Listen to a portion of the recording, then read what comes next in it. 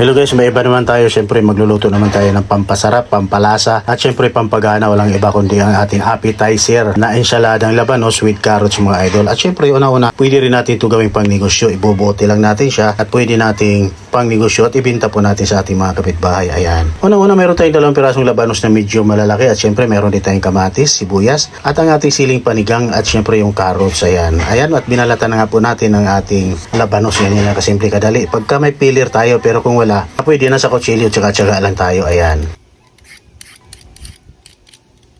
So, diskarte ko rito, hinati ko lang yung labanos at saka natin hiniwa ng manipis. So, kung kaya nyo pang maghiwa ng mas manipis pa, nasa inyo na po yan. Pero sa akin, kung ano lang kaya kung manipis ng ating pag-cut ng ating labanos or carrots, ayun lang po ang kaya natin. Ayan mga idol. Kung meron po tayong gadgaran, pwede po natin gadgarin para medyo mas manipis pa. Pero kung medyo makapal naman, wala naman problema dahil una-una lalambot at lalambot din yan. Pagka yan at ating binabad muna sa asin, ayan. I-brine lang natin or ibabad natin sa asin siguro at least mga 30 minutes para lumambot ang ating carrot at ang ating labanos. Ayan mga idol. At syempre lamasin muna natin bago natin takipan at papahingain natin siguro ng mga 30 minutes or 20 minutes. Ayan. Pagkalipas nga ng 30 minutes, kita naman lumambot na po ang ating labanos at ang ating carrots. So ang gagawin natin, pigaan natin todo piga para talagang matanggal ang kanyang tubig. Sariling tubig niya po yan, yung nagtutubig na yan. Kita naman napakaraming tubig po. Syempre labanos yan. At syempre dahil nilagyan po natin siya ng asin, ang kailangan natin ito, hugasan pa natin at least isang bisis siguro. Pagkahugas po natin, pigaan din natin po siya na talagang pigang-piga rin para talagang maalis din yung tubig. Ayan, bago natin mamaya timplahan, ayan kagaya niyan.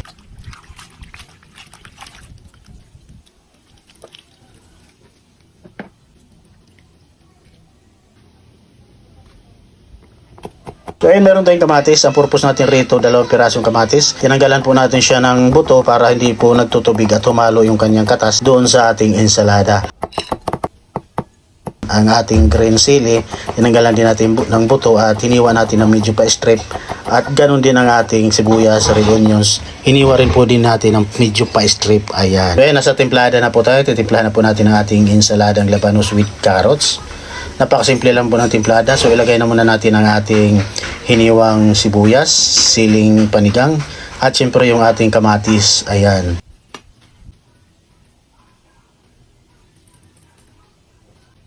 So meron tayong asin, nilagyan natin ng asin siguro mga kalahating kutsara. At syempre paminta, pampasarap, pampalasa at asukal mga idol para medyo manamis-tamis. Siguro mga 1 kutsara pwede na. Ayan. Ayan, at syempre yung suka na, ayan pinaka-final, lagyan po natin ng suka. Mas maganda kung medyo mas marami para talagang lutong-luto ang ating ensaladang labanos with carrots. Ayan, at una-una pag natimplahan na po natin to, pwede po natin ilagay sa buti at pwede po natin gawing negosyo at ibenta po natin sa ating kahit kanino mga idol, sa ating mga kaibigan, kapitbahay, kumari, kumpare. Ayan, at syempre nilagyan pa natin ang ating pinakamasarap na suka rapsa para lalo masarap, mabango ang ating ensaladang appetizer. Ayan.